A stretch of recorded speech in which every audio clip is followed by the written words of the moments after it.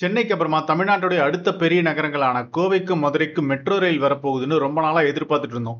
ஆனா இப்ப அதுக்கு ஒரு பெரிய பிரேக் விழுந்திருக்கு. சிஎம்ஆர்எல் தயார் பண்ணி அனுப்பின டிபிஆரை மத்திய வீட்டு வசதி மற்றும் நகர்ப்புற விவகாரங்கள் அமைச்சகம் 2வது முறையா நிராகரிச்சு திருப்பி அனுப்பியிருக்காங்க. இதனால இந்த 2 திட்டங்களும் இப்போதைக்கு தடங்கல்ல இருக்கு.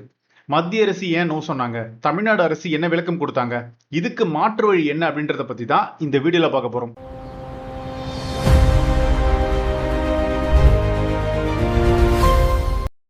மத்திய அரசு அனுப்பியிருக்கிற கடிதத்துல தமிழ்நாடு அரசு கொடுத்த தொழில்நுட்ப கோளாறுகள் எதையுமே ஏத்துக்கல. முக்கியமா 5 காரணங்கள் சொல்றாங்க. முதல்ல வருது நேரம் மிச்சமாகாது.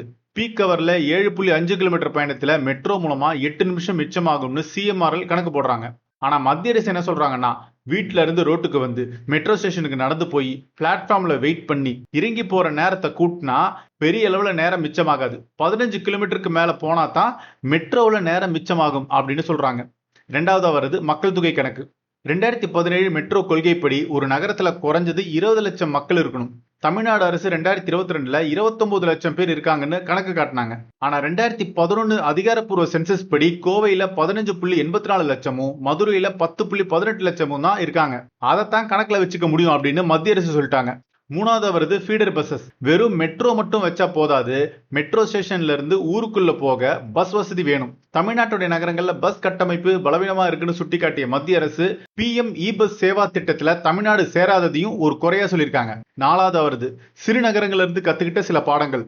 இண்டோர் மாதிரியான சின்ன நகரங்கள்ல மெட்ரோ கொண்டு வந்தது மக்களுக்கு பயன்பாடு ரொம்ப கம்மியா தான் இருக்கு.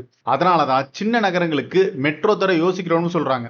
அதாவது கோவையில குறுகலான பாதைகள்லாம் இருக்கு, உதாரணத்துக்கு 20 மீட்டருக்கு கீழெல்லாம் இருக்கு. இப்படிலாம் இருக்கிறதால கட்டிடங்களை இடிக்க வேண்டி இருக்குன்னு எச்சரிச்சிருக்காங்க.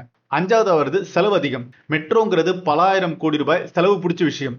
அதுக்கு பதிலா செலவு குறைவா இருக்கிற பஸ் ரேபிட் டிரான்சிட் சிஸ்டம் அல்லது எலக்ட்ரிக் பஸ்ஸஸ் இயக்கலாமே அப்படின்னு அறிவுறுத்திருக்காங்க. சரி, இப்ப தமிழ்நாடு அரசு சும்மா இருந்தாங்களான்னா அவங்களும் பலமான வாதங்களை வச்சாங்க. கோவைங்கிறது ஒரு மிகப்பெரிய தொழில் நகரம், மதுரை ஆன்மீக சுற்றுலா நகரம். தினமும் லட்சக்கணக்கான மக்கள் வந்து போறாங்க. வெறும் உள்ளூர் மக்கள் தொகையை மட்டுமே கணக்குல பார்க்காதீங்க. ஆக்ரா, போபால், பட்னா, இண்டோர், ஜெய்ப்பூர் மாதிரியான நகரங்கள்ல 20 லட்சத்துக்கும் கம்மியா இருக்கிற மக்கள் தொகை இருந்துமே மெட்ரோ கொடுத்தீங்க. தமிழ்நாட்டுக்கு மட்டும் ஏன் இந்த கண்டிப்பு அப்படின்னு கேள்வி எழுப்பியிருக்காங்க. ஆனா மத்திய அரசு இதுக்கு தெளிவா ஒரு முற்றுப்புள்ளி வச்சுட்டாங்க. மக்கள் தொகை மட்டுமே மெட்ரோவுக்கான தகுதி இல்லை. குறுகிய தூர பயணங்களுக்கு இவ்வளவு செலவு பண்ணி மெட்ரோ கட்டுறது சாத்தியம் இல்லை. பஸ் ரேபிட் டிரான்சிட் சிஸ்டம் கொண்டு வர எங்களுக்கு எந்த ஆட்சேபனும் இல்லை அப்படின்னு தெளிவுபடுத்திருக்காங்க. சோ ஃபைனலா கோவை மற்றும் மதுரை மெட்ரோ திட்டங்கள் இப்போதைக்கு மத்திய அரசுடைய மறுப்பால தள்ளி போயிருக்கு. சின்ன நகரங்களுக்கு மெட்ரோ அவசியமா இல்ல இந்த பிஆர்டி சிஸ்டம் போதுமானதா? உங்க கருத்து என்ன அப்படின்னு கமெண்ட் செக்ஷன்ல சொல்லுங்க. தொடர்ந்து இன்ஃப்ராஸ்ட்ரக்சர் சம்பந்தமான அப்டேட்ஸ்க்கு நம்ம இன்ஃப்ராவை சப்ஸ்கிரைப் பண்ணிக்கோங்க.